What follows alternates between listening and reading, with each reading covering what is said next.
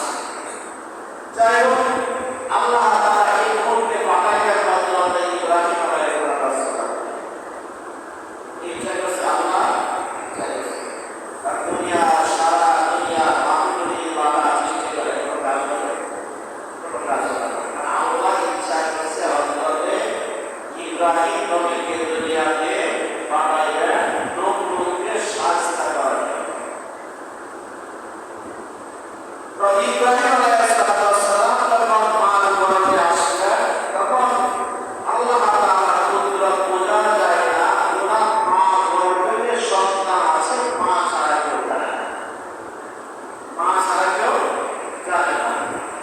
মা বলেও না যে আমার সন্তান হবে, একমাত্র মা এবং বাবা দুইজন ছাড়া কেউ জানে এবং ইতিহাসের সব জ্ঞান করল না। তখন যখন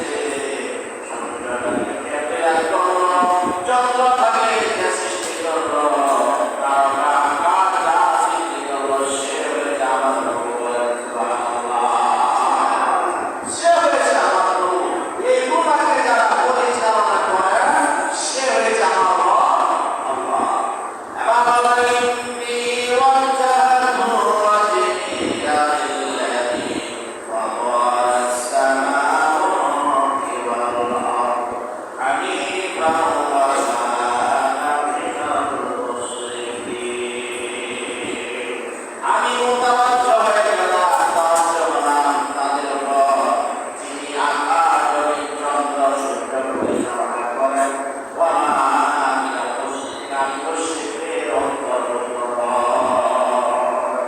মুশরিকদের অন্তর্ভুক্ত মুশরিক কারা? যারা আগুন পূজা করে, মূর্তি পূজা করে, তারা হলো কি? মুশরিক। এবার বলে গেলেন, এবার মানতে যাবে না। তোমরা কার পূজা করো? কেমন পূজা? বলা নকল মানুষ কার পূজা কেন করবে? বলে সব মূর্তি, বলা মূর্তির দরবার বানায় তার পূজা কেন করবে? বলে বাবা এমন চোদ্দ বছর সামনে আমার বাড়ি করেছে না, সামনে আমার বাড়ি করেছে। ঠিক আছে, বাবাকে বললেন ওয়াহিদ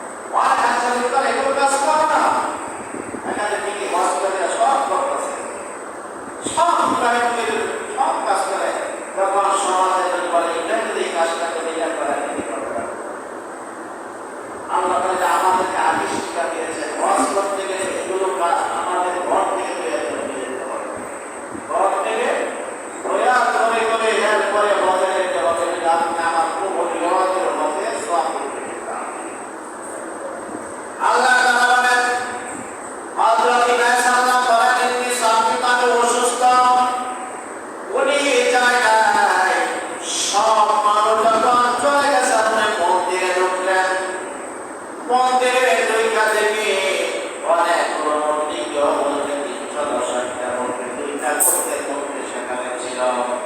ইব্রাহিম নবীকে রেখে বড় একটা মূর্তি, সে মূর্তির সামনে অনেকগুলো আছে। এবার বলছে আসলে ইব্রাহিম নবী কি বলছে, বলে এত যত্ন করে ফল দিছে, ফল কেন গাছ না? বলে বলে ফল খাওয়ার জন্য, কিন্তু কথা বলে না। ফল না খাতে আমার সাথে কথা বলে, কথা বলে না। যা ব্যক্তি ফল দিছে ফল খায় না, তার সাথে কথা হয় না। মন্দির ছিল একটা কোরআন, সে কোরআন দিয়া সব মূর্তি তছনছ করে মাথা বেঁধে দিয়ে বড়ার গানের মধ্যে কোরআন তুলে রাখছে। সব কি হচ্ছে? সেকে তছনছ করে দিচ্ছে। তারা মূর্তি ভাঙতে দেওয়ার সময় লাগে না। আর এখানে যে কোরআন ছিল, সে কোরআন দেওয়া ভেঙে ভেঙে যারা বড় যারা আছে ভাবিরা, যারা মূর্তিরা বড় তাদের গানের মধ্যে কোরআন দেওয়া হয়ে গেছে। এবার সব মরটার সব আয়সা দেখে মূর্তির অবস্থা শেষ। কে করছে কে করছে সবাই সারা হলো ইব্রাহিম সারা কেউ কাজটা করতে পারে নাই। ইব্রাহিম সারা কাজটা কেউ পারে নাই। ইব্রাহিমকে সেনাবাহিনী নিয়ে তাকে ধরে নিয়ে গেলেন নমরুদের দরবারে। নমরুদ বলে, ইব্রাহিম তুমি তো বদ্ধ ছেলে, তুমি সত্য কথা বলাই কাজটা কে করছে? ইব্রাহিম বলে, আমার কেন জিজ্ঞাসা, যার কাছে কোরআন আছে তাই আগে জিজ্ঞাসা, যার কাছে কোরআন আছে তাই কি করে আগে জিজ্ঞাসা। বলে সাথে কথা বলতে পারে নাই। ইব্রাহিম তাকে বলে, তিনি কথা বলতে পারে নাই, খেতেও পারে নাই, তাকে পূজা করেন কিভাবে? কারণ সে তো বাবা মধ্যে কিছুই করতে পারবে না। আমাদের এখন নির্যাতন করলো, এত বড় শান্তির মানলো, সে কিছুই করতে পারে নাই। আপনারা তার ঘটনা কেন করেন? বলে ইব্রাহিম বাড়াবাড়ি কইল না, বলো কে ভাবছে, বলো কে ভাবছে? ইব্রাহিম নবী মানুষ চিন্তা কথা বলবে, নবীরা কি মিথ্যা কথা বলবে? জীবন যাবে তাহলে মিথ্যা কথা বলবে না। বলো আমি কি করছি? যেহেতু আমি জিজ্ঞাসি তুমি না খায় না, তারপর আপনি কথা বল, কথা বলে না, আমি সব তছনছ করে ফেলছি, কথাও বলে না, আবার খায় না, কেন রাখবে? কেন রাখবে? হযরত ইব্রাহিম আলাইহিস সালাম কথা বললেন, বাবার কাছে বিচার আসলো, তোমার সন্তান এই করছে। বাবা তো বলল নমরুদের দলের লোক, বুঝি বাবার নাম ছিল আযর, সে মূর্তি নিজেই বানাইতো, নিজে বিক্রি করতো।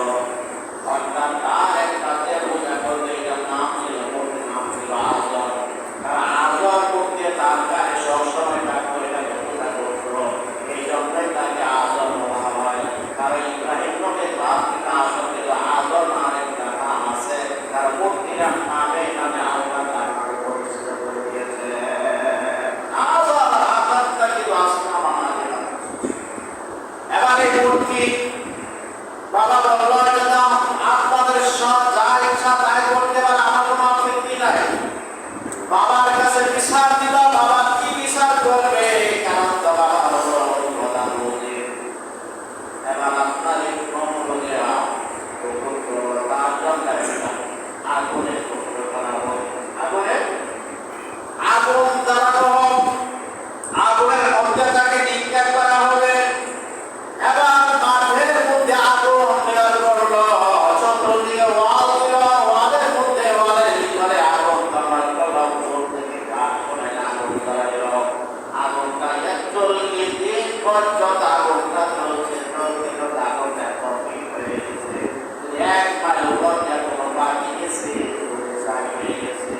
এত শক্ত আগুন নমরুদের জন্য, ইব্রাহিম নবীর জন্য নমরুদের আগুন তৈরি করলো। এবার নমরুদ ইব্রাহিমকে বানাবে, আগুনের মধ্যে আগুনের কাছে ঢুকাইতে পারে নাই। শয়তান পরামর্শ দিল, তাকে সরব দাও, সরব দিয়া তাকে আগুনের মধ্যে নিক্ষেপ করো। এবার সরবের মাথা কিন্তু ইব্রাহিমকে বাঁধছিল, সরবটা মানুষ দানের কিন্তু বাঁধতে পারে নাই, সরবকে তুলতে পারে। কারণ সরবের মাথা শুধু ইব্রাহিম নবী না, আল্লাহ অপরিচিত ফেরেশতা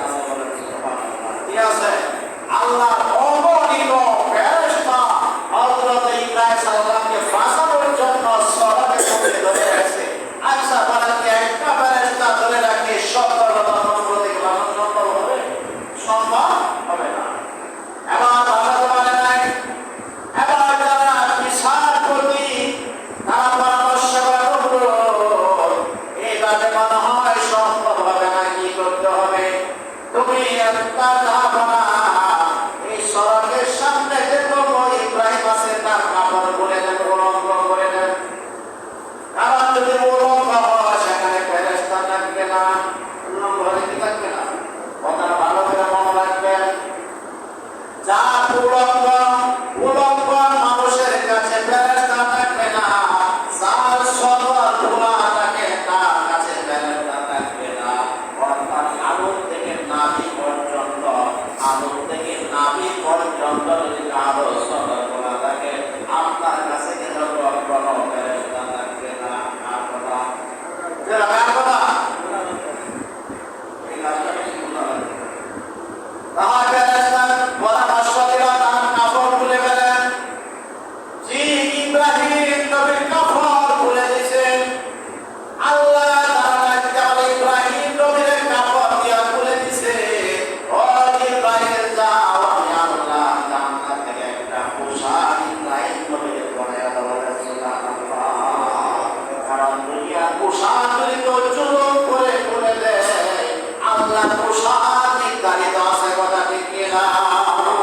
কারো যদি জুলুম করে যদি কেউ পোশাক খুলে ফেলে জানবেন এটা জুলুম, অত্যাচার ছাড়া আর কিছুই নাই।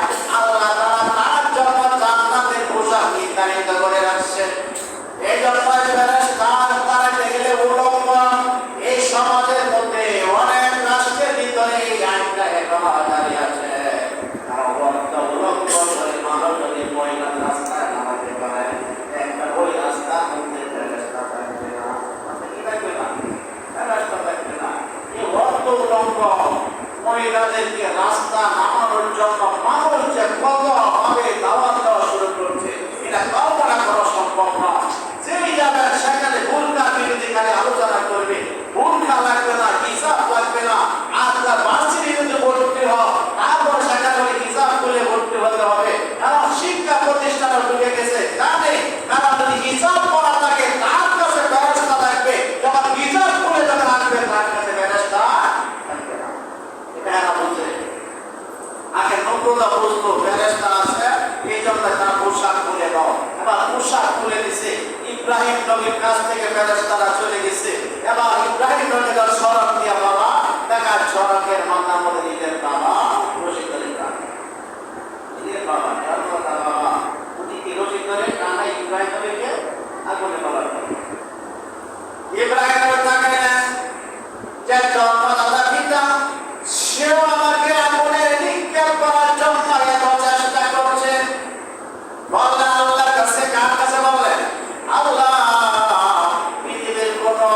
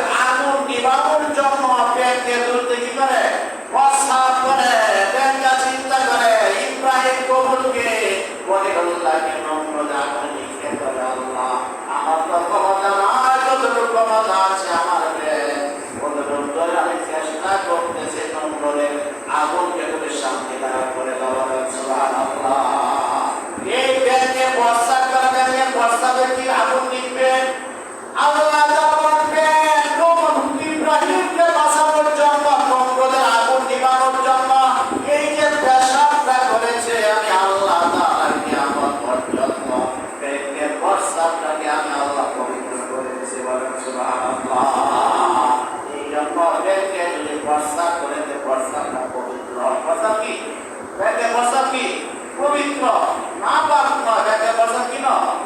নাপাক নয়, কারণ নয় রাস্তায় গেলে ব্যাগে যেভাবে প্রস্তাব করে প্রচুর করতে হলো। এখন তো ব্যাগ কম, আগে যারা ছিল দান ব্যাগ দিয়ে তখন আগে গেছে, তখন মানে ব্যাগে প্রস্তাব করছে। এখন তো ব্যাগ নাই, প্রস্তাব পাইবে। আল্লাহ তাআলা ব্যাগের মধ্যে রেখে দিয়েছেন। শুধু এইটাই নয়, আল্লাহ তাআলা বলেন যারা মাজলুম, তাদের যারা নাকি সমর্থ, তারা নাকি বাঁচার জন্য চেষ্টা করবে। মাজলুম ব্যক্তি যদি কাউকে বাঁচার জন্য যতটুকু চেষ্টা করবে, আমি আল্লাহ তাআলা তারা প্রিয় বান্দা হয়ে যাবে। সুবহানাল্লাহ।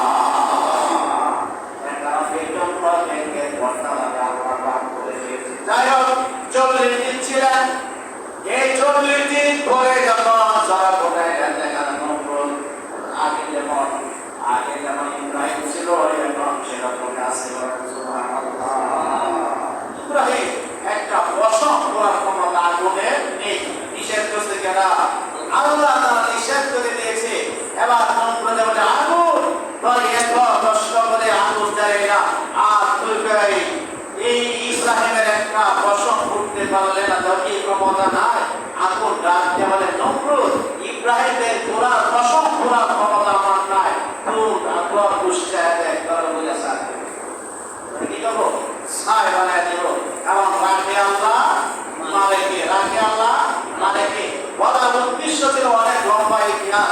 বলার উদ্দেশ্য ছিল যারা আমরা আদেশ আমরা হজ করতে যাই, যারা হজ করতে আমরা গিয়েছি, ও আগেও গিয়েছি, এখনো গেছি, চাই ইব্রাহিমের মূর্তি ভাবছে আর আদেশ আলাদা মূর্তি কি করে কিনে।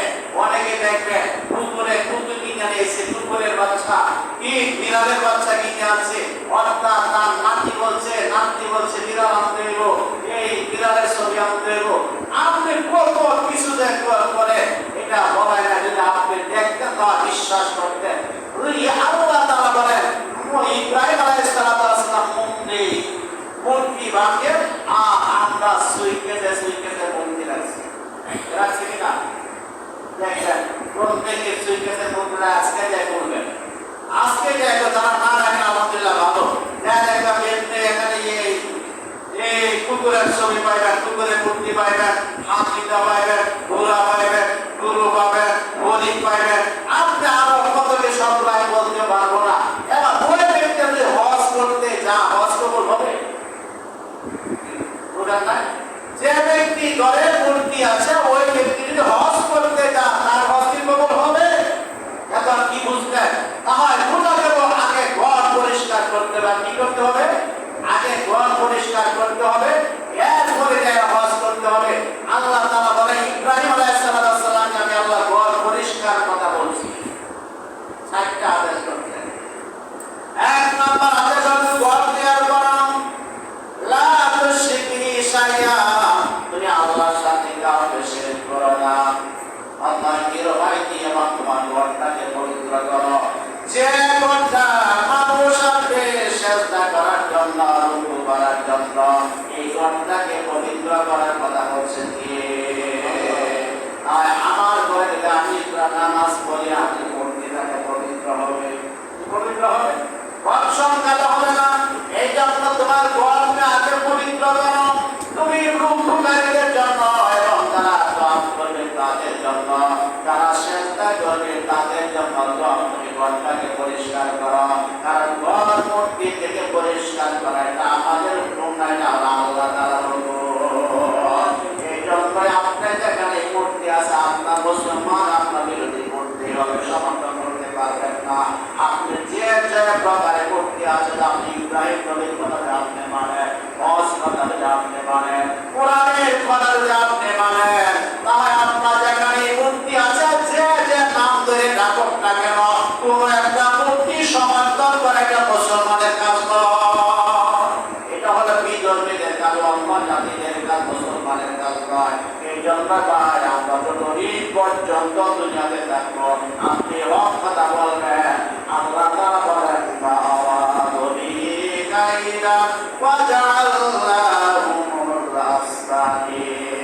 আপনার মৃত্যুর বিরোধী করবেন, আপনার উপর ষড়যন্ত্র চলবে। মুশরিকের বিরোধী করবে না, আপনার উপর ষড়যন্ত্র চলবে। আল্লাহ বলেন এটা ষড়যন্ত্র কিছু না, আসমানে কঠিন থেকে কঠিন ষড়যন্ত্র। এই ষড়যন্ত্রটা কঠিন থেকে কঠিন ষড়যন্ত্র হবে, আর এই ষড়যন্ত্রের ভিতরে যারা টিকে থাকবে আল্লাহ তাআলা বলেন আমি আল্লাহ তাআলা তাদেরকে সুসংবাদ দিয়েছে জান্নাতুল ফিরদাউসে নুজুলা। আমি আল্লাহ তাআলা তাদেরকে জান্নাতুল ফিরদাউস দান করব।